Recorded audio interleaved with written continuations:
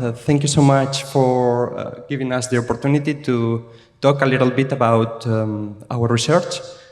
I am Miguel. I'm a PhD student at the Emerging Technologies Research Lab, supervised by Sarah Pink and Melissa Duque. And I'm an anthropologist, and he's Berwyn. Yes, also at the Monash node under the supervision of Mark Andreevich. So we will present a paper about collaboration that we are testing as students, and that's very interesting and inspiring for us. Because we have 3 different PhD projects yet focused on aging and technology. So we've done ethnographic fieldwork in Malaysia, who is Rose, is the co-author of the paper, in Singapore, and myself in Australia. And we focus on 3 different stakeholders. One is older adults, Rose and myself, industry stakeholders, I've done that, and Berwyn has done research in Singapore with caregivers. So our main issue is that smart homes, governments, and industry, they are trying to make mobility static. They are trying to make the mobility at home for older people in order not to be a burden for the taxpayer or the society. I have here an example of an industry participant I interviewed. His focus is that all the movement at home is just a set of static data points. That's it, no more. And that can be metrified, predicted, and intervened upon. However, that's a problem. If we go to the next slide. They are developing technologies such as wearable airbags that instantly protect the elderly, let alone the patronizing way of seeing older people, biomedicalizing, and reducing people's lives into a set of static data points and a set of technologies.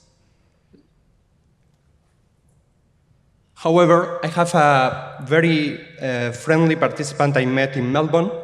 His name is Robert, and he told me about how mobility implies different anxieties that, again, cannot be reduced to a set of data points. For example, for him, mobility at home, is moving into a place without the stairs, aged care, the anxieties of losing independence, selling the old house, or renting a unit closer to the city that is more accessible, removing carpets, which again is just an example of different features, different life experiences that are again not just technology or data points. With that, in the next slide, we'll follow with a Berwyn example. Yes, hi. So I'm just going to direct our attention to caregivers. Next slide, please. So I did an ethnography at the start of the year in Singapore to observe the trial of an automated system known as GIL, a government-assisted living ecosystem developed by the Singapore government. So the purpose of GIL is to track individual health data, to ascertain broader populational kind of preventive health goals and behavioral reasons, such as creating a more active population as they age in place. So sometimes the outcome is also for labor purposes. So there's a push, at least in Singapore, to treat people as human capital, right? Because you have an aging population, you need to harness the only resource that the country has, which is humans. So I actually want to direct our attention to a story of a couple. The bottom left, Muhammad and Fatima. So Muhammad actually had a series of chronic ailments 7 years ago, which left him physically disabled for quite a long time. And that was quite problematic because he was homebound and he was actually the sole breadwinner of the household.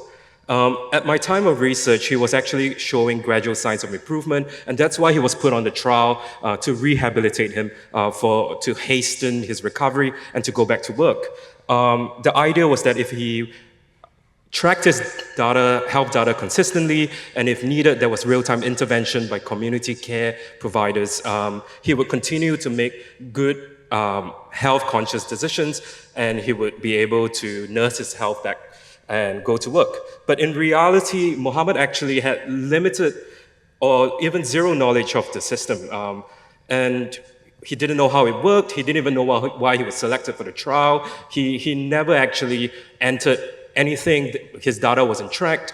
But what was interesting was that his wife, Fatima, would assist him every single day with the demands of the system and the trial. And what was interesting was that Fatima actually gained confidence as she used the device and the affordances that it provided. She wasn't savvy enough to know about the operations, but she had a semblance of understanding of the system. For her, the concept of technology and its existence was more important than its automated capabilities and things like that. It actually allowed her to go to work. And that was really important because it meant that she could support her husband and she could move outside the immediate localities that she was based in. And so what was interesting about, at least when we were doing our research, that it wasn't the monitoring of the data, but it was the idea of the intermediary that was there that actually gave them, these caregivers, confidence to go about moving outside their usual place of care work. So movement is often conceived as measurable, discrete, technical, trackable categories by the developers, but in reality, the functional routines were not really considered by the users. In fact, it was just the idea that the technology was there that allowed them to go about thinking of ways that they can move outside their daily routines. And that was what we were thinking about. These accounts and experiences of mobilities from all stakeholders need to be considered in the design and empathy process, and that is what we're going to look at as we further develop our paper. Thank you.